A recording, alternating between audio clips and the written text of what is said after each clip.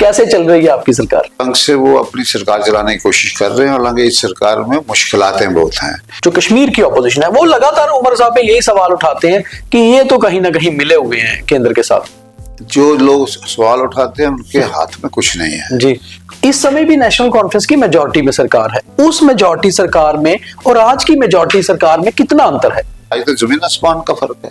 आज आपका 370 चला गया, आज आपका 35 चला गया, आज आपका स्टेटहुड चला गया। 35 से या 370 जाने का नुकसान हुआ जम्मू में?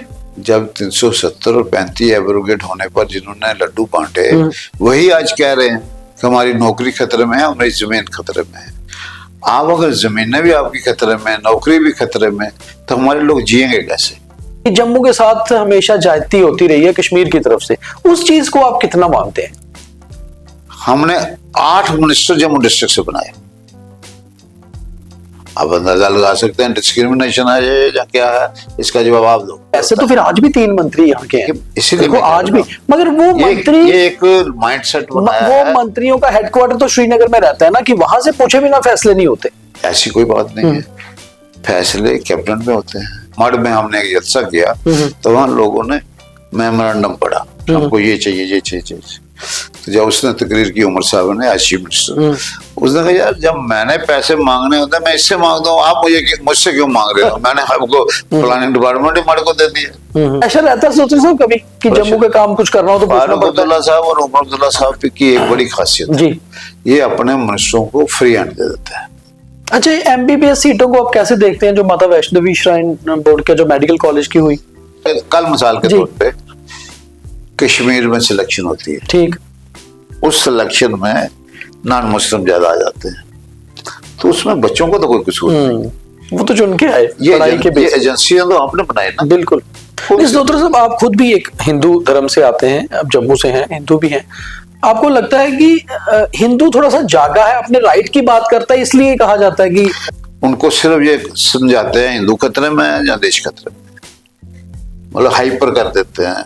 जिस तरह से आप देखें कश्मीर में एक व्हाइट कॉलर टेरर नेटवर्क निकला, जो डॉक्टर्स थे वही आतंकवाद में शामिल थे। अब कहते हैं टेररिज्म आया, जी, आया क्यों और कैसे आ रहा है, इस पर कोई नहीं बोलता। तो आपने कहा कि आतंकवाद कहां से आया, आप 2 बार मंत्री भी रहे, अच्छे से समझते, आपको क्या लगता है कहां से आया? जैसे आज आप कहते हो इतना हमने चिटा पकड़ लिया, जी, आया कहां से? पाकिस्तान से आ रहे, कैसे आया? बॉर्डर क्रॉसिंग से। कैसे वाटर क्रॉसिंग? देखो ना आप ऐसे बड़े सिंपली कह रहे हैं पाकिस्तान से। नहीं, जो संघर्ष समिति बनाई गई है, आपको लगता है संघर्ष समिति, ये संघर्ष जेन्युइन है? यहाँ डेमोक्रेसी है, जिसका दिल करता है वो शुरू हो जाता है, कोई रोक नहीं सकता, रोकना नहीं चाहिए। आपको लगता है कोई हल निकलेगा या फिर कहीं जम्मू किसी नए आंदोलन की तरफ तो नहीं चला जाएगा? अगर सिलेक्शन गलत हुई है तो नीट को बोलो खत्म कर दे। स्टेटहुड वापस आएगा तभी काम होगा, स्टेटहुड वापस आएगा। आपको लगता है स्टेटहुड के बिना सरकार नहीं चल पा रही? जो सरकार के इख्तियारात हैं सरकार वो काम कर रही है। गृह विभाग जो है, होम मिनिस्ट्री, वो एलजी साहब के पास है। आपको लगता है कि ज्यादा उसका मसला है? अगर होम मिनिस्ट्री आ जाती है और यूटी भी चलती रहती है तो चलता रहेगा? आप इलेक्टेड बॉडी को फ्री हैंड नहीं दोगे, वो कैबिनेट मीटिंग करेंगे, उस मीटिंग को फिर आपने गवर्नर साहब के पास भेजना। आपके बहुत सारे लीडर ये कहते हैं कि अगर बीजेपी की सरकार बन गई होती तो स्टेटहुड आ जाता।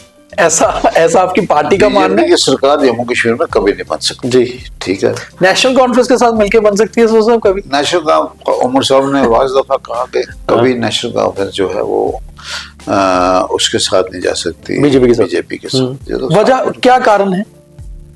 आइडियोलॉजिकल डिफरेंसेस है, मगर पहले भी तो रहे हैं वाजपेयी साहब। आइडियोलॉजिकल डिफरेंसेस है।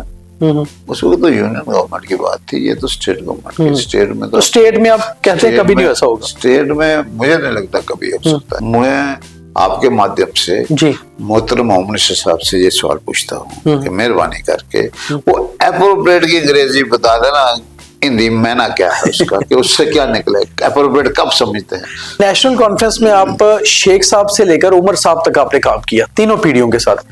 नेशनल कॉन्फ्रेंस में कितना बदलाव देखते हैं आप? पार्टी कोई बदली मुझे नजर नहीं आती। सिर्फ ये है कि वो 2 बड़े नेता पार्टी को छोड़ के क्यों चले गए? स्टेटहुड चाहे वापिस आ जाए, 370 तो अब समझ लीजिए खत्म है। 2.5 साल से आप पार्टी से गए, कौन सा इतना करिश्मा कर दिया जम्मू के लिए? और ये मैं कहता हूँ 29 MLA हैं जी। अगर जम्मू के इतने खैर ख्वाह हैं, इनको चाहिए प्राइम मिनिस्टर के दरवाजे पे बैठ जाए, बोला हम नहीं उठेंगे। उनको लग गए 70-75 साल इसको खत्म करना, बिल्कुल लग गए। तो हमारी पार्टी कह रही है हम भी जद्दोजहद करेंगे। आपके खुद के MP श्रीनगर से रुहुल्ला क्यों पार्टी के अगेंस्ट चले गए? उसके पीछे भी तो कहीं दूसरी पार्टी का हाथ तो नहीं किसी? देखो वाज़ेह है, रुहुल्ला जो है वो डिफरेंस ऑफ ओपिनियन इश्यूज पे हो सकता है, वो एक स्टेज पे सॉर्ट आउट हो जाएगा। पार्टी परिवारवाद को बहुत बढ़ावा देती है, आपको लगता है ये आरोप के हिसाब से? हाँ, वो जिसको लोग चुने we should respect the verdict of the people. 5 साल चलेगी सरकार पूरी उमर साहब की? हाँ, 5 के अगले 5 भी चले। जम्मू कश्मीर में नेशनल कॉन्फ्रेंस की उमर अब्दुल्ला सरकार है। यूं तो अब जम्मू कश्मीर में सब कुछ गुलजार है, मगर फिर भी केंद्र में सरकार चला रही बीजेपी के साथ कहीं ना कहीं तकरार है। ऐसे में कोई मंजा हुआ खिलाड़ी ही बता सकता है कि आखिर जम्मू कश्मीर के हालात कैसे हैं और राजनीति आने वाले समय में कैसे बदलेगी। तो हमारे साथ हैं आज 2 टाइम के कैबिनेट मिनिस्टर, 2 टाइम के विधायक, 1 टाइम के MLC और जितनी मेरी उम्र है उससे भी कई साल पहले सियासत शुरू कर चुके अजय सदोत्रा साहब। तो आज का स्ट्रेट ड्राइव अजय सदोत्रा साहब के साथ, पुराने खिलाड़ी हैं, स्ट्रेट खेलते हैं, तो कोशिश करेंगे कि स्ट्रेट ड्राइव में सीधे सवाल हो और सीधे सीधे जवाब आए। सर नमस्कार, बहुत स्वागत है, बहुत देर बाद आपके साथ इंटरव्यू कर रहा हूँ। सर सबसे पहला ही मेरा सीधे सवाल, कैसे चल रही है आपकी सरकार? सरकार ठीक चल रही है। उमर अब्दुल्ला साहब जो है वो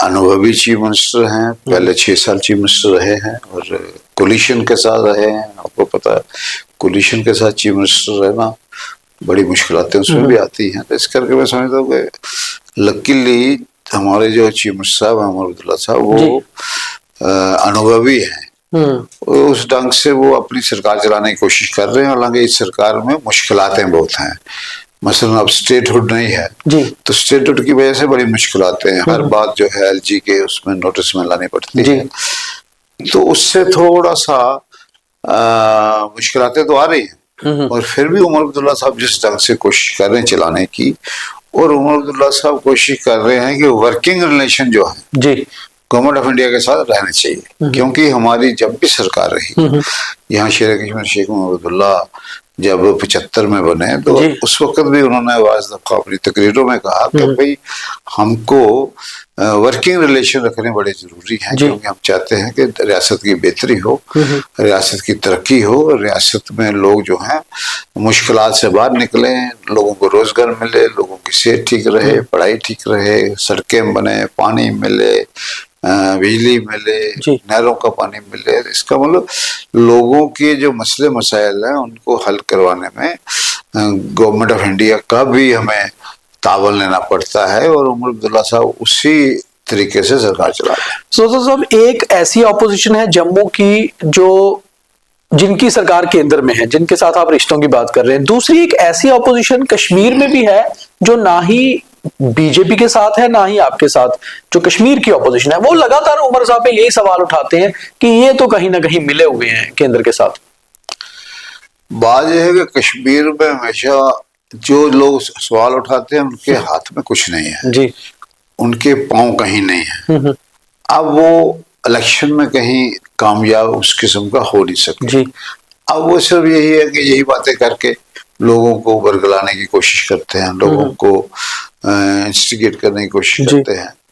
मगर मुझे लगता है कि कश्मीर के लोग बड़े सियाने हैं, वो इन बातों में नहीं आएंगे और वो समझ गए हैं कि ये जो हो रहा है ये हमको बेवकूफ बनाने के लिए है। क्योंकि अगर हमारे कोई मसले हल होंगे, कोई काम होगा, वो सरकार करेगी, उमर अब्दुल्ला साहब करेंगे। तो इसलिए मुझे लगता है कि लोग भी इस बात को समझ रहे हैं, उनकी चालों को, क्योंकि उनको जहां तक ग्राउंड बड़ी स्ट्रांग हो उनकी, फिर आप कह सकते हैं कि उनकी इतनी वो है नहीं, तो वो सिर्फ लोगों को बरगलाने की कोशिश कर रहे हैं सरकार के खिलाफ। तो साहब, आप जब पहली बार मंत्री बने थे तो उस समय भी नेशनल कॉन्फ्रेंस की मेजोरिटी में सरकार बनी थी 96 में।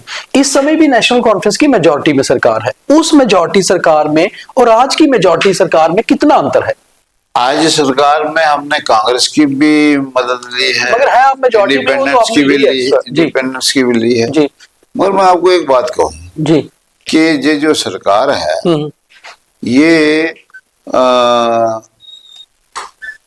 उस वक्त जो था स्टेटहुड थी, जी। गवर्नमेंट थी, 370 था, 35 था। उस वक्त स्टेट गवर्नमेंट के पास भी इख्तियारात काफी थे, और हमारी जो जम्मू कश्मीर की असेंबली है वो वाहिद एक असेंबली थी हिंदुस्तान में जो मोस्ट पावरफुल थी। जी। तो इसलिए मैं समझता हूँ कि आज तो जमीन आसमान का फर्क है।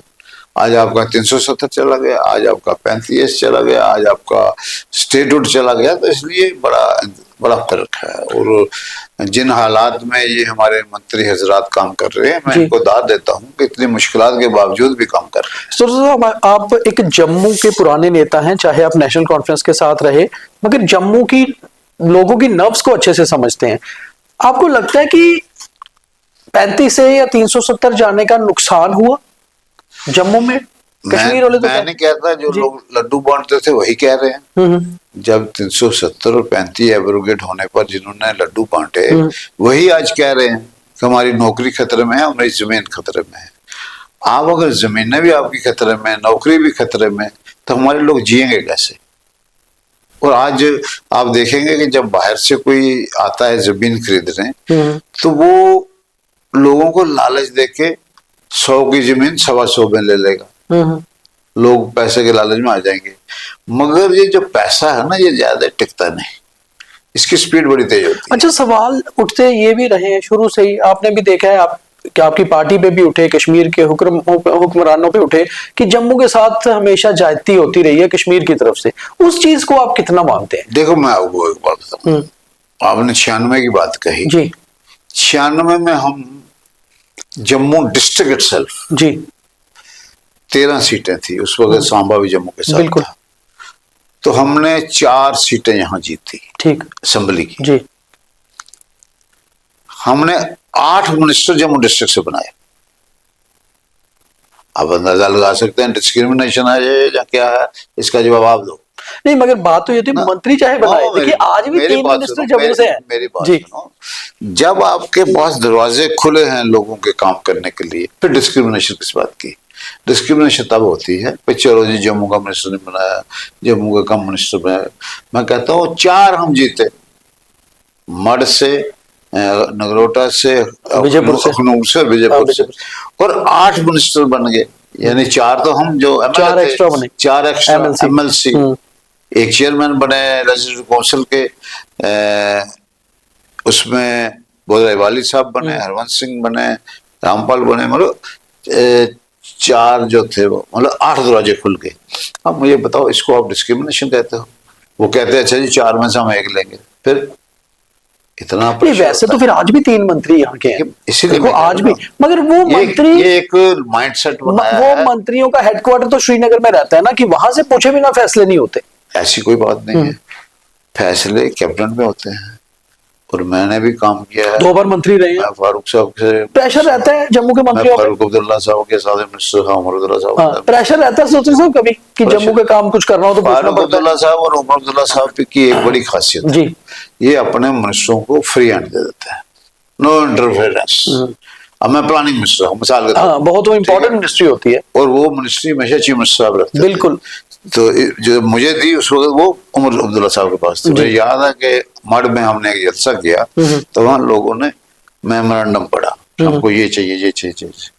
तो जब उसने तकरीर की उमर साहब ने, आज चीफ मिनिस्टर, उसने कहा यार जब मैंने पैसे मांगने होते हैं मैं इससे मांगता हूँ, आप मुझसे क्यों मांग रहे हो? मैंने आपको प्लानिंग डिपार्टमेंट ही मड को दे दिया। मेरा कहने का मतलब है कि जो आप कह रहे हो ना डिस्क्रिमिनेशन, ये यहाँ लोगों को कुछ ना कुछ बेचना होता है, माइंडसेट करना होता है।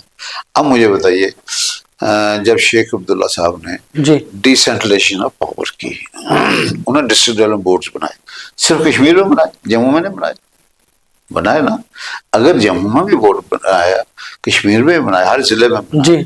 शेख अब्दुल्ला खुद जाते थे उन बोर्ड मीटिंग में, रात के 2-2 बजे तक मीटिंगें होती थी। वहां किसी ने इशू रेज कर दिया, उसी वक्त कहना अफसर को, भाई इस MLA के साथ जाओ, जो मौके पर देख के आओ क्या पोजीशन है, मुझे आके सुनाओ, मतलब इस किस्म का था। तो ये जो डिस्क्रिमिनेशन की बात करते हैं, ये हमारे जो लोग हैं इनको कोई ना कोई राग देना है। जैसे आज वो हिंदू मुस्लिम की बात करते हैं, हिंदू खतरे में है। अच्छा, MBBS सीटों को आप कैसे देखते हैं, जो माता वैष्णो देवी श्राइन बोर्ड का जो मेडिकल कॉलेज की हुई? देखिए बात ये है, हमारा हिंदुस्तान एक सेक्युलर देश है, बिल्कुल। इसमें कोई दो राय नहीं है। बिल्कुल। और ना ही सेकुलर कैरेक्टर चेंज हो सकता है, बड़ा कोई जितना मर्जी जोर लगाए। पॉपुलेशन रेशियो आप देख सकते हैं। जी। अब जब आप मसलन एक पड़ोस में रहते हैं, कोई सरदार जी है, कोई मुस्लिम है, कोई ईसाई है, तो आप मिलजुल के रहते हैं ताकि मोहल्ले में शांति रहे। इसी तरह हमें देश को भी अगर शांत रखना है, पीसफुल रखना है, तरक्की की तरफ ले जाना है, तो सब जो हमारे हिस्से हैं वो भी हिंदुस्तानी हैं, उनको साथ चलाना। इस माहौल में वो नहीं चल रहा है। इस माहौल में नफरत की वो दीवारें बन रही हैं, लोग परेशान भी हैं। मगर अब जब वोट की बात आती है, कोई ये नहीं कहता मैंने 15 लाख दे दिया, कोई ये नहीं कहता मैंने आपको किसानों की आमदनी दूनी कर दी, कोई ये नहीं कहता मैंने ब्लैक मनी लाई, कोई ये नहीं कहता मैंने डेवलपमेंट ये की। वो आपको कहेंगे हिंदू खतरे में। बिल्कुल। अगर आप कहोगे नहीं यार खतरे में, हम मेजॉरिटी में, वो कहेंगे देश खतरे में। अब मुझे ये बताओ कि ये हमारे यहाँ के लोगों की बात छोड़ो, ये तो प्रधानमंत्री जी खुद इस किस्म के नारे लगाते हैं। तो इसलिए बदकिस्मती है देश की कि ऐसा माहौल बन गया है। ये हमने तो जिंदगी में ऐसा माहौल देखा नहीं था। हमने अभी हालात खराब हो गए, आपको लगता है पहले ठीक थे? मुझे तो लगता है कि अब ये जैसे कहते हैं जी हमने 370 किया तो ये कर दिया, वो कर दिया, दूध की नदियां बहाएंगे। इस डॉक्टर साहब, आप खुद भी एक हिंदू धर्म से आते हैं, आप जम्मू से हैं, हिंदू भी हैं। आपको लगता है कि हिंदू थोड़ा सा जागा है, अपने राइट की बात करता है, इसलिए कहा जाता है कि राइट की कोई बात करे हम उसके साथ हैं जी, राइट की बात नहीं करते। उनको सिर्फ ये समझाते हैं हिंदू खतरे में है या देश खतरे में, मतलब हाइपर कर देते हैं। मुझे ये बताओ, मुझे भी तो खतरा होना चाहिए अगर ऐसी बात है तो। मुझे तो खतरा नहीं है, देश को खतरा नहीं। देश को अगर खतरा है, फारूक अब्दुल्ला साहब ठीक कहता है, देश को खतरा ना चाइना से हो सकता है ना पाकिस्तान से, देश को खतरा हो सकता है अंदर के लोगों से जो इस किस्म का जहर फैलाते हैं। अगर आप ऐसे जहर फैलाओगे तो कितनी देर चलेगा काम? नहीं, मगर जिस तरह से आप देखें, कश्मीर में एक व्हाइट कॉलर टेरर नेटवर्क निकला, जो डॉक्टर्स थे वही आतंकवाद में शामिल थे। तो ऐसी सोच कहीं ना कहीं पनप तो रही है ना, वो खतरा तो है। देखिए बात यह है कि ये जो आप व्हाइट कॉलर की बात करते हैं, सबसे बेसिक चीज है। मैंने हमेशा कहा है, आज भी मैं कहता हूं कि आप कहते हैं टेररिज्म आया जी, आया क्यों और कैसे आ रहा है, इस पर कोई नहीं बोलता। ये कह सकते हैं कि हमने इतने टेररिस्ट पकड़ लिए, इतना हमने व्हाइट कॉलर पकड़ लिए, ठीक है, उनको सख्त सजा दो, हम भी इस हक में हैं। टेररिज्म को कोई जगह नहीं है देश में, हमारी पार्टी भी इस हक में है कि वी आर फॉर पीस। नहीं, वो तो नेशनल कॉन्फ्रेंस के जितने नेता मारे गए आतंकवाद में, वो तो सबसे बड़ा। कितने एमएलए मारे गए, कितने एमएलए मेरे साथ इधर बैठते थे एमएलए, वो मारे गए, मिनिस्टर मारे गए। मैं उसी चीज पे आता हूँ, आपने कहा कि आतंकवाद कहाँ से आया, आप 2 बार मंत्री भी रहे, अच्छे से समझते, आपको क्या लगता है कहाँ से आया? मुझे क्या लगना, मैं तो कहता हूँ कि ये जो टेररिज्म की बात करते हैं, जैसे आज आप कहते हो इतना हमने चिटा पकड़ लिया, जी, आया कहां से? पाकिस्तान से आ रहे। कैसे आया? बॉर्डर क्रॉसिंग से। कैसे वो बॉर्डर क्रॉसिंग? देखो ना, आप ऐसे बड़े सिंपली कह रहे पाकिस्तान से वो अपने बॉर्डर क्रॉसिंग, ये इतना सिंपल मसला नहीं है, ये चीज देखने की जरूरत है। ये आया कैसे? कुछ लोग तो अंदर के भी मिले होंगे, आपका ये मैं कह रहा हूँ, आया कैसे? और फिर आप उधर से क्यों नहीं, वो कहते ना जो ईवल जो है, nip the evil in the bud, आप उधर से क्यों नहीं उसको खत्म कर देते? बाद में इधर आके बिकता है और सारा क्रॉस करके आया, यहाँ पंजाब से आया, वो कैसे आता है? हमारे बच्चे मर रहे हैं नशे से। बिल्कुल। मैंने जिस कॉन्स्टिट्यूंसी से इलेक्शन लड़ी जमुनार से, एक वहां गांव है, उस गांव के कम से कम 10 नौजवान बच्चे मर गए सिर्फ नशे से। आप कहीं आइसोलेशन जगह पे जाओ, आप देखो, आपको लगेगा बच्चे वो नशे के कर रहे हैं। जब वहां से अगर लड़के आपको देख के भागेंगे, आप देखेंगे वहां कितने इंजेक्शन पड़े होंगे। एमबीबीएस सीटों की हम बात कर रहे थे, मतलब वैष्णो देवी मेडिकल कॉलेज में, अब उसमें 50 सीटों में से, चलिए वो तो मैं भी मानता हूं, या सभी एक सही आदमी जो पढ़ा लिखा है वो मानेगा कि भाई मेरिट पे बच्चे आए हैं। 46 बच्चे एक समुदाय से और 4 ही एक समुदाय से, टोटल 50 जो लिस्ट बनी अब, उस हिसाब से आपको लगता है कि कहीं फेथ के हिसाब से थोड़ा गलती? उस लिस्ट में नीट ने एग्जाम लिया, बिल्कुल ठीक है, नीट के जो रूल्स हैं उसके मुताबिक काउंसलिंग होती है, जब एग्जाम हो जाता है, सीटें लाट होते हैं, जी। फिर कुछ काउंसलिंग जी। होती है। कोई आदमी नीट का या नीट का कसूर निकाले कि नीट ने किया, उन बच्चों को कोई कसूर नहीं। तो ये जो, हाँ, उनका तो नहीं है, मैं भी मानता हूँ, मगर ये कल जो मिसाल के जी। तौर पे कश्मीर में सिलेक्शन होती है, ठीक। उस सिलेक्शन में नॉन मुस्लिम ज्यादा आ जाते हैं, तो उसमें बच्चों को तो कोई कसूर नहीं। वो तो चुन के आए पढ़ाई के ये बेस पे। एजेंसियां तो आपने बनाई ना, बिल्कुल। आप देखो एजेंसियों ने गड़बड़ की है या क्या किया है। अगर नहीं की है तो उनको इतना हरास क्यों कर, बच्चे कितने हरास हो रहे होंगे। जिसको कल डॉक्टर बनना है उसके दिमाग में आप क्या डाल रहे हो, फिर आप कहते हो व्हाइट कलर, इन्हीं चीजों से व्हाइट कलर बनता है। तो गलती किसकी हुई, आपको क्या लगता है इन सारी चीजों में? मैं गलती किसी की नहीं मानता, मैं आपको आप कहते हैं बिल्कुल ठीक है जो मैं चल रहा मानता है। हूँ ये नीट ने जो किया, जहां तो नीट को डिसऑन कर दो, करो, आप डिसऑन कर दो नीट को, बात खत्म। नीट के बाकी कॉलेजों में भी नीट के से बच्चे आ रहे हैं। नहीं, जो संघर्ष समिति बनाई गई है, आपको लगता है संघर्ष समिति, ये संघर्ष जेन्युइन है? क्योंकि एक पहले भी संघर्ष अमरनाथ देखो, लैंड रोक बात के है, कारण हुआ था। यहाँ डेमोक्रेसी है, जिसका दिल करता है वो शुरू हो जाता है, कोई रोक नहीं सकता, रोकना नहीं चाहिए। अपने अपने विचार रखने चाहिए, बिल्कुल टाइम ठीक कह रहे हैं। देना चाहिए, मौका बिल्कुल। देना चाहिए, तो उसमें कोई नहीं। आप ये कहोगे वो संघर्ष समिति कर रही, ठीक है, उनकी सोच है। अब उसमें वो क्या फार्मूला कोई बताएं लोगों को, भाई ये फार्मूला है, इससे होगा। आपको लगता है कोई हल निकलेगा, या फिर कहीं जम्मू किसी नए आंदोलन की तरफ तो नहीं चला जाएगा?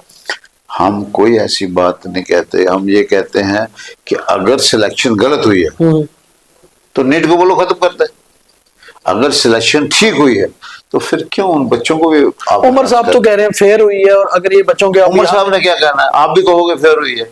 पर उमर साहब कह रहे हैं कि कल को ये बच्चे बांग्लादेश जाएंगे, आप उमर साहब की छोड़ो ना जी। आप भी यही कहोगे फेयर हुई है जब नीट की बात आती है। नीट कोई 20-30 बच्चों की सिलेक्शन नहीं करता, नीट में हिंदुस्तान के हर कॉलेज के बच्चे की सिलेक्शन होती है। बिल्कुल। तो आप इसका मतलब कहोगे नीट की हर जगह सिलेक्शन करते हो। मगर जम्मू में जैसे ऐसा आंदोलन दोबारा हो, आप भी जम्मू से आते हैं, एक बहुत सारे लोगों को आप भी लीड करते हैं, एक पुराने लीडर है, आपको लगता नहीं कि जम्मू संघर्ष ही करता रहा, हर बार ऐसी चीजें जम्मू में होती है तो नुकसान तो जम्मू के लोगों का ही होता है? मैं समझता हूं कि फारूक अब्दुल्ला साहब ठीक कहते थे कि नीट को मत दो, हम नीट में नहीं जाएंगे। फारूक अब्दुल्ला साहब ने कहा नीट में नहीं हम जाएंगे, मगर जब प्रेशर आएगा नहीं नीट पूरे हिंदुस्तान के लिए, हमने वन सिलेक्शन सिस्टम बनाना है, तो फिर वो सिस्टम हुआ। फारूक साहब आखिरी दम तक कहता था। और अगर आपने नीट का एक्सेप्ट किया है तो फिर उसका फैसला एक्सेप्ट करना पड़ेगा। जम्मू कश्मीर में आपके डिप्टी चीफ मिनिस्टर से भी ज्यादा हर बार ये कहते हैं कि स्टेटहुड वापस आएगा तभी काम होगा, स्टेटहुड वापस आएगा। आपको लगता है स्टेटहुड के बिना सरकार नहीं चल पा रही? जो सरकार के इख्तियारात हैं, सरकार वो काम कर रही है। ये जो आप देखते हैं अपोजिशन के लोग भी वो लुक के वो लेके डंडे लेके घूम रहे होते हैं, जी आज फलानी गली में फलानी सड़क में लुक पड़ गई, अल्टीमेटली काम तो हो रहे हैं ना। जहाँ पानी तो काम तो किए जा रहे हैं, पानी का वो हो रहा है, जहाँ रूरल डेवलपमेंट की सड़क पे हम जी लगे उद्घाटन करने, रिबन काटने, तो ये रूरल डेवलपमेंट के जहाँ PHE के जहाँ इसके ऐसे थोड़ा कट रहे हैं रिबन, कुछ काम तो हो रहे हैं जी। बाकी मैंने आपको कहा कि रिस्ट्रिक्शंस हैं, रुकावटें हैं, जिन रुकावटों से थोड़ी काम में कमी आती है। गृह विभाग जो है, होम मिनिस्ट्री, वो LG साहब के पास है। आपको लगता है कि ज्यादा उसका मसला है? अगर होम मिनिस्ट्री आ जाती है और यूटी भी चलती रहती है तो चलता रहेगा?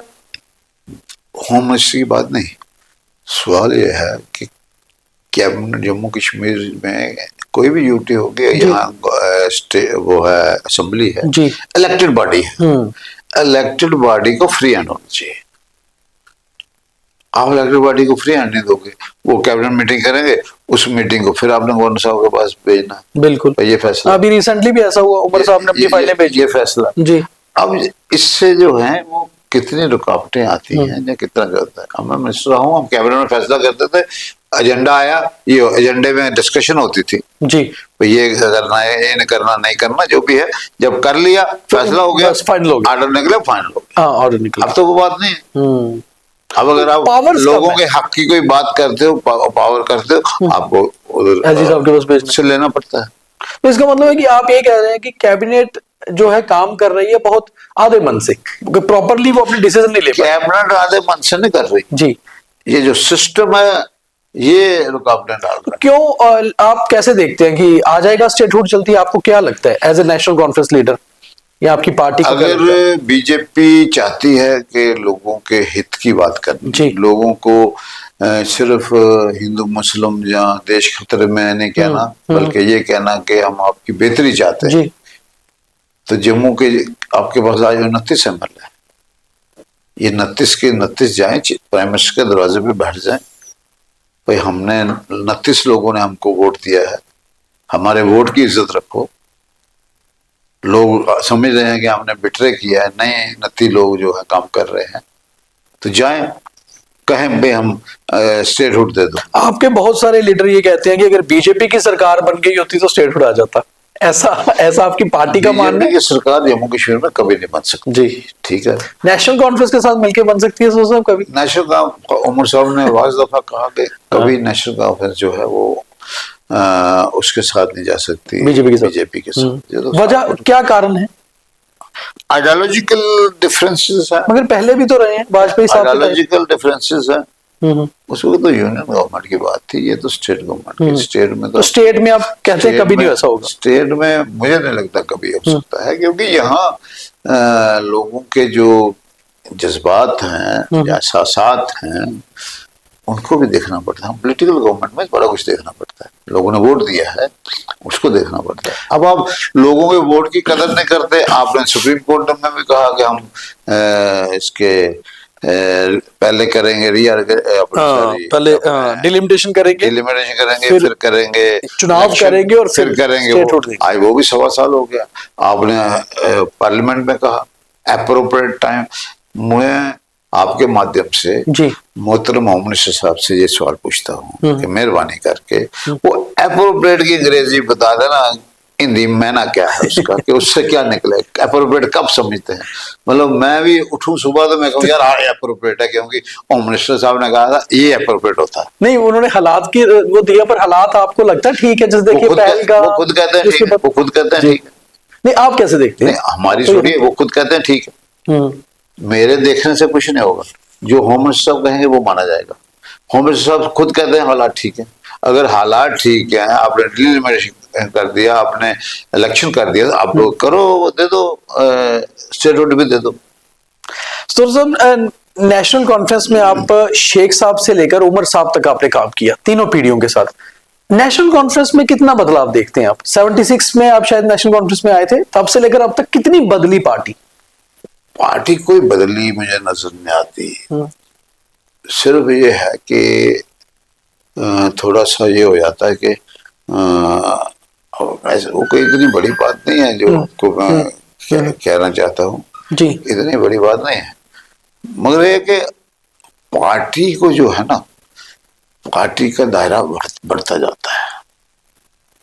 और मैंने आपको कहा 96 में हमने 4 सीटें ली, और नेशनल कॉन्फ्रेंस ने, अगर नेशनल कॉन्फ्रेंस का देखेंगे, शेख साहब के दौर में नहीं आई, शेख साहब के दौर में हमने 4 म्युनिसिपल सीटें ली थी। उस वक्त 23 म्युनिसिपैलिटी होती। अच्छा, 23 सीटें होती थी जम्मू में 4 सीटें म्युनिसिपैलिटी ली। आज आपने 4 तो जम्मू की असेंबली ली थी 96 में, बिल्कुल। और आपने जो 96 से लेके आज तक अगर करोगे, जहाँ 83 से आज तक, जब से फारूक साहब आए, 2 दफा आपने बिश्ना की जीती, बिल्कुल, 2 दफा विजयपुर की जीती, 2 दफा नगरोटे की जीती, 2 दफा मढ़ की जीती, 2 दफा खडूर की जीती। बिल्कुल। मेरा कहने का मतलब है कि हमने ये चीज है। आज जम्मू के हिसाब से आप नेशनल कॉन्फ्रेंस को कैसे देखते हैं? जम्मू के लोग जो आपका वर्कर था, जो लोग जुड़े हुए थे, वो कम हुए हैं या बड़े, ग्राफ बढ़ा है पहले से? जम्मू का ग्राफ बढ़ रहा है आस्ता आस्ता। मसला, मैंने जिस कॉन्स्टिट्यूंसी से इलेक्शन लड़ा, पहली दफा इस दफा लड़ा। हाँ, नई कॉन्स्टिट्यूंसी बनी थी जम्मू नॉर्थ, तो मैंने 20,000 के करीब वोट लिया, और उस कॉन्स्टिट्यूंसी में बड़ी मुश्किल से 5,000 मुस्लिम वोट। नहीं, वो लोगों का जो वोट था वो आपको था या पार्टी को था? मैं तो लोगों का पार्टी पे विश्वास है। मैं पार्टी में हूँ, पार्टी से बात नहीं। बिल्कुल। जब पार्टी में हूँ, मेरा निशान हल था, मतलब नेशनल हल कॉन्फ्रेंस पे में लोगों का हल विश्वास पे है। लोगों ने बटन दबाया, जी। तो ये एक बड़ी चेंज है। पार्टी के बहुत सारे नेता, आपके दो बड़े पुराने दिग्गज नेता, अब तो एक स्वर्गीय देवेंद्र सिंह राणा, एक सुरजीत सिंह सलाथिया साहब, बहुत पुराने नेता थे। मतलब आप तीन लोगों का नाम, उससे पहले अगर बोधराज बाली या फिर गोविंद राम शर्मा हो, ये उससे पहले वाली पीढ़ी, तो वो दो बड़े नेता पार्टी को छोड़ के क्यों चले गए? कभी उन्होंने भी इतना खुल के बात नहीं की, उन्होंने तो खैर कहा कि जम्मू के लिए। आप उनके एक साथ देखो थे, बात आपको है, क्या लगता है? नहीं देखो बात है, कोई जाता जाता कोई रोक नहीं सकता, ये उनकी सोच है। ये जो आप मुझे सवाल पूछ रहे हो, आपने उनको पूछा था मैंने, फिर मैंने उनसे लीजिए। पूछा था। अब फिर तो पूछ एक लीजिए। तो राणा साहब तो रहे नहीं, फिर पूछ साथ ही लीजिए। वो कहते हैं जी जम्मू के लिए, मुझे वो एक ही बात करते हैं जम्मू के लिए। यार तफसील लेना जम्मू की, मतलब नेशनल कॉन्फ्रेंस में वो भी 2 दफा मिनिस्टर बना है, 2 दफा एमएलए बने हैं, और पार्टी के बड़े एमएलए क्लोज एमएलए बन के उनको बाहर नहीं रखा, उन्होंने मिनिस्ट्री में लिया। तो अब सब कहते हैं जम्मू के लिए। अब भाई जम्मू के लिए आपने अगर 2 साल 2.5 साल से आप पार्टी से गए, कौन सा इतना करिश्मा कर दिया जम्मू के लिए?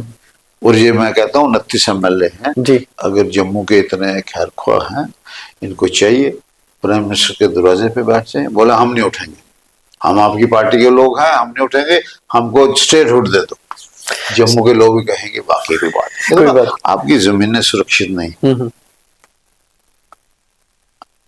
डीसी साहब अपनी मर्जी से चलेगा, डिवीजन कमिश्नर अपनी मर्जी से, कमिश्नर सेक्रेटरी अपनी मर्जी से, ऐसे काम नहीं चलेगा। मगर सोचो साहब, स्टेटहुड चाहे वापस आ जाए, 370 तो अब समझ लीजिए खत्म है, क्योंकि सुप्रीम कोर्ट में चाहे आपकी पार्टी गई है, पर बाज रास्ता नहीं है कुछ आने का। बाज है खियूरी साहब के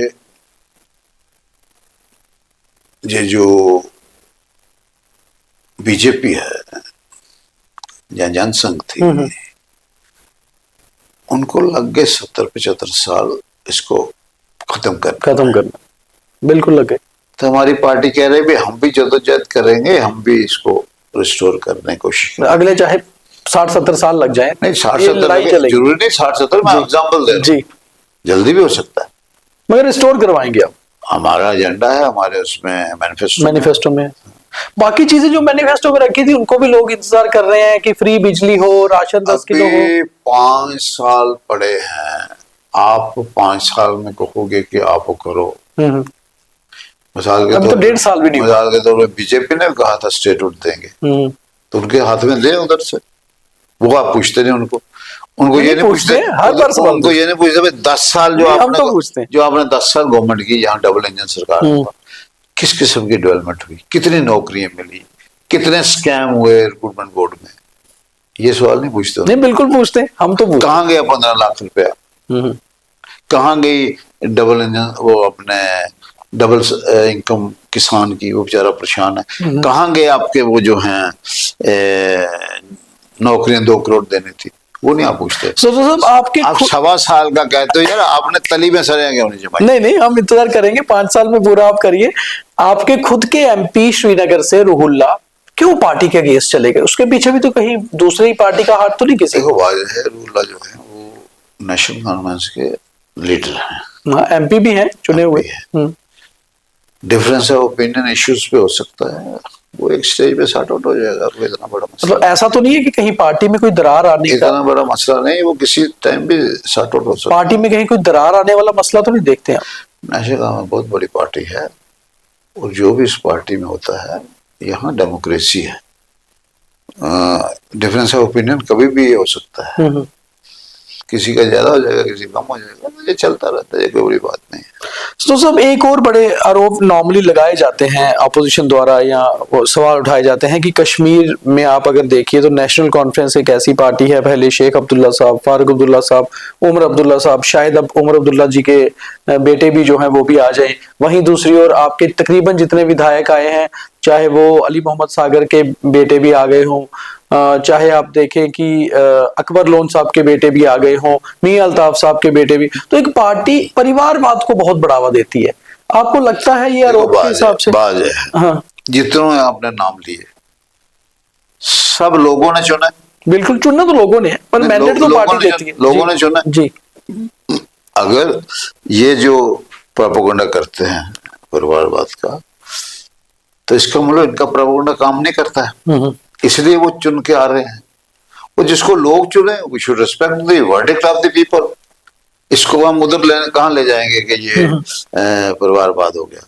परिवारवाद तब हो गया जैसे दुकानदार है तो उसने कहा पुत्र तू गले पे बैठ जा, तो वो परिवारवाद है।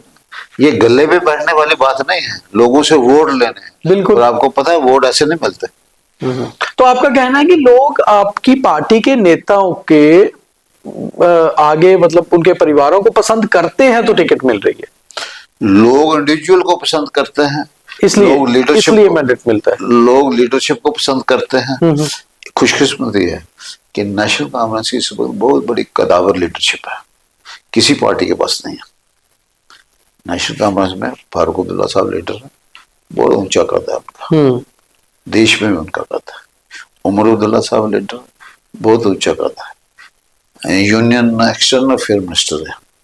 अटल बिहारी वाजपेयी साहब के साथ रहे, काम किया। जहां जहां वो जाते थे अटल बिहारी वाजपेयी साहब उमर साहब को अपने साथ बिठा के बात कराते थे। और नेशनल कॉन्फ्रेंस जो है ये एक बड़ी नेशनलिस्ट पार्टी है। आपको पता है कि फारूक अब्दुल्ला साहब और ये अटल बिहारी वाजपेयी साहब इकट्ठे गए थे हिंदुस्तान को रिप्रेजेंट करने जिनेवा में। बिल्कुल के बिल्कुल। और वहां देश का पक्ष रखा। जब वाजपेयी साहब वापस आए उन्होंने कहा था कि जो देश का पक्ष जिस रंग से फारूक साहब ने रखा शायद ही मैं रख सकता था। अब फिर भी हमको कहेंगे ये पाकिस्तानी है, नहीं ऐसा तो मुसलमान मुझे लगता है कि ये कहना तो दरअसल गलत है। ये करते ना, ये बीजेपी के पास और कुछ नहीं है। बीजेपी आम प्रोपेगेंडा करती है, आरएसएस करती है, ये तो पाकिस्तानी। ये भाई बात सुनो, अगर जम्मू कश्मीर हिंदुस्तान का टूट हिस्सा बना, इसमें शेर कश्मीर शेख मोहम्मद अब्दुल्ला का अहम रोल है। अगर शेख अब्दुल्ला उस वक्त नहीं रोल अदा करते, आज इतिहास कुछ। आप 50 सालों से करीबन सियासत में है, आपको कभी ऐसा हेटर्ड नफरत झेलनी पड़ी जम्मू में रह के कि किसी ने आपको बोला हो कि पाकिस्तानी है उस पार्टी के साथ है, ऐसा होता है कभी? हाँ, जम्मू में हमको रोज होता है। अच्छा। इस इलेक्शन में भी होता था। लोग ये पार्टियां प्रोपेगेंडा करती थी, बीजेपी आरएसएस ये करते थे। बुरा लगता है फिर घर घर जाके, या आप काउंटर करते थे? बुरा इसलिए नहीं लगता कि वोट लोगों ने देना, और उन्होंने हमारे, अगर मसलन मैं उनका कोई काम करूंगा तो उस पर वोट देना। मैं 2 दफा मठ से जीता जी, ठीक है, तो लोगों ने वोट दिया, लोगों ने दिया। बिल्कुल। इन्होंने तो उस वक्त भी किया, आज भी किया, उसके बावजूद 20,000 मैंने वोट लिए। यहाँ टोटल 5,000 के करीब मुस्लिम वोट। एक बड़ा पर्सनल सवाल है, आप पुराने नेता हैं इसलिए पूछ रहा हूँ, बहुत पेशेंस होती थी आपके जनरेशन के लीडर्स में ना, आज भी जैसे आपने अभी इंटरव्यू हम कर रहे हैं, कोई बात भी होती है, आजकल जो नए पॉलिटिशियंस हैं, फर्स्ट टाइम एमएलए से, बहुत जल्दी गुस्से में आ जाते हैं, इम्पेशेंट है। अब आपको लगता है सियासत बदल गई या पेशेंस कम हो गई पॉलिटिक्स में? ये है कि सियासत का पहला जो चैप्टर है ना जी, वो पेशेंस है।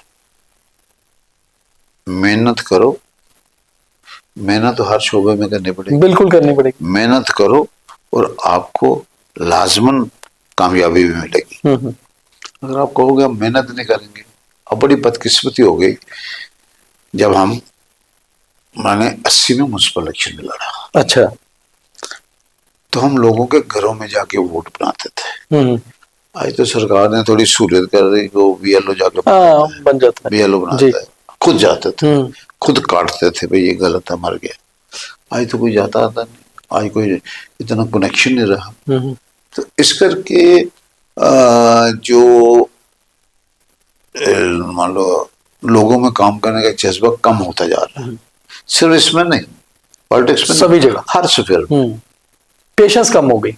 आप किसानों का देखिए, बच्चे कहते हैं आपने क्या कमाई कर ली सालों में, मतलब ऐसा लगता है बच्चे अपने किसान बनने से अपने आप को पीछे कर रहे हैं।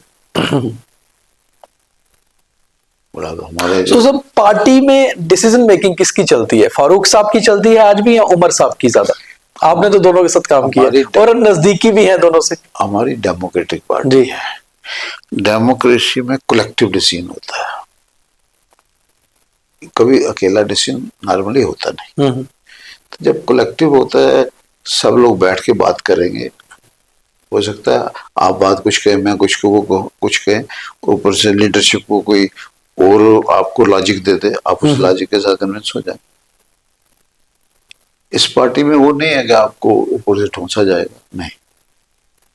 5 साल चलेगी सरकार पूरी उमर साहब की? हाँ, 5 के अगले 5 भी चलेगी। इतना यकीन है हाँ। कि अगली बार भी मेजोरिटी होगी? क्योंकि उमर अब्दुल्ला साहब जो है ना, वो स्ट्रेट फॉरवर्ड आदमी है। पहले से बदलाव भी आया, जो मैच्योर उसके हुए। दिल में है वो बाहर है, और वो सिचुएशन को समझता है, वो हालात को समझता है, लोगों की मुश्किलात को समझता है। तो जो हम कह रहे हैं कि वक्त के साथ आदमी बहुत कुछ सीखता है। मैंने उमर अब्दुल्ला साहब के साथ काम किया तो 2002 में मैं प्रोविंशियल प्रेसिडेंट बना जी। तो उमर अब्दुल्ला साहब प्रेसिडेंट थे। हमने पूरा जम्मू सूबे का टूर किया है, हर जगह। कोई ऐसी कॉन्स्टिट्यूंसी जहाँ 2-3 दफा नहीं गए। तब से अब तक काफी मैच्योरिटी आई है, आपका कहना है? नेचुरली क्यों नहीं आएगी, वक्त के साथ आ जाती है। पहले वो संजीदगी बड़ी थी। इस खानदान की एक बात है, संजीदगी के साथ साथ डिसेंसी बड़ी है। मतलब रेस्पेक्ट देते हैं आपको लगता है? हर आदमी को, हमको नहीं, हर आदमी को। मुझे याद है किसी मंत्री जी ने किसी क्लास 4 को कोई थोड़ा जोर से बोल दिया, वो बात फारूक साहब तक पहुंच गई। फारूक साहब ने मंत्री को, भाई इससे माफी मांगो, ऐसे क्यों कहा तुमने? मतलब कुछ ज्यादा ही बोल दिया होगा ना। मेरा कहना है बोलो कि यहाँ नेशनल कॉन्फ्रेंस में एक तरफा की बात होती है। नेशनल कॉन्फ्रेंस में ये हिंदू मुस्लिम के एंगल से नहीं देखा जाता। और फिर पॉलिटिकल पार्टी है, कई बातें देखनी पड़ती हैं कि हम पार्टी को फायदा कैसे हो। और आप अगर कहेंगे कि नेशनल कॉन्फ्रेंस ने आज 42 सीटें ली, बिल्कुल, और 42 में से कोई 6-7 जो हैं वो जम्मू रीजन से, बिल्कुल 7 होंगे। हाँ 7, बाकी उधर से। अब हम पॉलिटिक्स में हैं, 35 जो हैं, 35 को तो देखना पड़ता है। और फिर भी इन्होंने 3-3 किया। सुनो, 7 को 2 मंत्री दिए और एक 3 इंडिपेंडेंट मिनिस्टर दे दिए। एक इंडिपेंडेंट को भी मिनिस्टर बना दिया। 3 मिनिस्टर दे दिए जम्मू में। तो ये बात नहीं है, ये पार्टी को बड़ा, पार्टी चाहती है जम्मू के साथ चले, कश्मीर भी चले। एक जमाने में जब 96 में हम लड़े, उन्होंने लद्दाख भी चले। लद्दाख में हमको जो मिनिस्टर, हमने 2 मिनिस्टर बनाए थे लद्दाख। एक डिस्ट्रिक्ट है लद्दाख का, उसमें 2 मिनिस्टर, 1 MP ले में। ये फारूक अब्दुल्ला साहब ने बोला। मैंने बोला हमारा मकसद नेशनल हमारा यही रहा कि थोड़ा ब्रॉड माइंडेड से रहो, जो सबका साथ, सबका विश्वास, सबका साथ सिर्फ हवा में नहीं होना चाहिए। मतलब नेशनल कॉन्फ्रेंस भी सबका साथ, सबका विश्वास मानती सबका है। साथ हम चाहते हैं कि होना चाहिए, सबका विकास ग्राउंड पे। ये नहीं है सिर्फ नारा दिया जाए। अगर नारा होता तो हम 8 आदमी मिनिस्टर नहीं बनते। बिल्कुल। अगर नारा होता तो कभी 2 एक डिस्ट्रिक्ट में ले में मिनिस्टर नहीं। उमर साहब के बेटे हमने देखा, उनके साथ कैंपेन में भी थे, अब विजिट भी करते हैं। पॉलिटिक्स में कब एक्टिवली लॉन्च हो रहे हैं? देखो, वो लड़के जो हैं वो काफी समझदार लड़के हैं, लॉ ग्रेजुएट हैं दोनों, और वो बात को समझते हैं, हर चीज को समझते हैं। वो कहते हैं ना कि आदमी पॉलिटिक्स में आए या नहीं आए, घर के माहौल से आदमी सीख जाता है। तो वो जब उनकी मर्जी, जब आना चाहे आ जाएंगे। क्योंकि अगर वो पॉलिटिक्स में आ जाएंगे, ठीक है, कोशिश कर रहे हैं प्रैक्टिस करने की। अगर प्रैक्टिस में ज्यादा कामयाब हो जाते हैं, वो तो आजकल हर नौजवान की अपनी सोच है बिल्कुल कि वो क्या करे। मगर मुझे एक यकीन है, अगर वो पॉलिटिक्स में आते हैं तो यहाँ भी वो कामयाब होंगे। क्योंकि दादा, बाप, अपने परदादा और फिर चौथी पीढ़ी, उनकी जो सोच रही है उसको आगे लेके जाएंगे। लोगों की सेवा करने की। अगर लोगों की सेवा भावना से वो नौजवान बच्चे भी आते हैं तो वो वेलकम है, कोई बुरी बात नहीं है, आना चाहिए। पढ़े लिखे हैं, ये नहीं है। तो आप अपनी पर्सनल सवाल, आप अपनी अगली पॉलिटिक्स को कैसे देख रहे हैं? नेशनल कॉन्फ्रेंस को मजबूत करने का इस समय जम्मू रीजन में किस तरह की नेशनल कॉन्फ्रेंस ये है कि कम से कम जम्मू में वापस जनाधार लाए? देखो, बात यह है कि हमने हमेशा कोशिश की है पार्टी को मजबूत किया जाए। बड़े बड़े ऐसे हालात में हमने काम किया जब नहीं कर सकते थे। जब मैंने 80 में इलेक्शन लड़ा, उस वक्त यही हिसाब था। जब वो 78-79 में एक बड़ी एजिटेशन हुई थी शेख अब्दुल्ला साहब के जमाने में, उस वक्त भी बड़ा जहर था। मगर उस से भी हम बाहर निकले। और हमारा मकसद है कि जिस पार्टी के साथ हम चले हैं इसको मजबूत किया जाए। पार्टी ने भी हमको बड़ा कुछ दिया, ये बात नहीं है। पार्टी ने हमको पहचान दी, पार्टी ने हमको मिनिस्टर बनाया, पार्टी ने MLA बनाया, हम हारे MLC बनाया, पार्टी ने हमको उस वक्त भी मिनिस्टर बनाया, पार्टी ने हमको प्रोविंशियल प्रेसिडेंट बनाया, जनरल सेक्रेटरी बनाया। मतलब पार्टी ने जो कुछ दिया है इसको मैं ऐसे ही कहूँ भाई, जैसे वो स्लेट पे लोग लिखते हैं तो वो लिखा था उसके बाद से हटाया था, दोबारा लिखा। ऑनेस्टी जरूरी है पॉलिटिक्स में, ईमानदारी ऑनेस्टी तो जरूरी है। बदकिस्मती हो जाती है कि जब इलेक्शन आती है, इलेक्शन में ऐसा माहौल बन गया है कि फाइनेंसेस की जरूरत पड़ती है, और जो ऑनेस्ट होता है उस वक्त वो थोड़ा सा अपन दिल को बार बार वो टटकोरता है, यार ये क्या धंधा है, मतलब मैं किस चक्कर में फंस गया। जी, वो बड़ा महसूस होता है उस वक्त। मगर ये है कि ऑनेस्ट रहने से आपको एक फायदा है, आराम से सोच सकते हैं, बिल्कुल। कोई दरवाजा नहीं खटकाएगा। जी, खटकाएगा तो अपने काम के लिए है, कोई नहीं खटकाएगा कि आपने ये कर दिया था, वो कर दिया था, इंक्वायरी हो रही है या हो रही है। बहुत धन्यवाद दोस्त साहब हमें समय देने के लिए, बहुत अच्छा आपने सभी सवालों का जवाब दिया। तो अजय सधोत्रा साहब बहुत पुराने कदावर नेता नेशनल कॉन्फ्रेंस के, जो कह रहे हैं पॉलिटिक्स में भी ऑनेस्टी जरूरी है और अपनी पार्टी के साथ भी। और उमर अब्दुल्ला सरकार अगले 5 साल चलेगी। उमर साहब में बहुत बदलाव आया है, मगर इनका भी वही कहना है कि वो एप्रोप्रिएट टाइम कब आएगा, जब स्टेटहुड आएगा और जम्मू कश्मीर जैसा एक बड़ी रियासत, बड़ा राज्य वापस अपने पैरों पर खड़ा हो पाएगा। तो आज के स्ट्रेट ड्राइव में सीधे सवालों के सधोत्रा साहब ने अच्छे से जवाब दिए, क्योंकि बजे हुए खिलाड़ी हैं। लाइक करिए, फॉलो करिए और ज्यादा से ज्यादा शेयर करिए। बहुत धन्यवाद।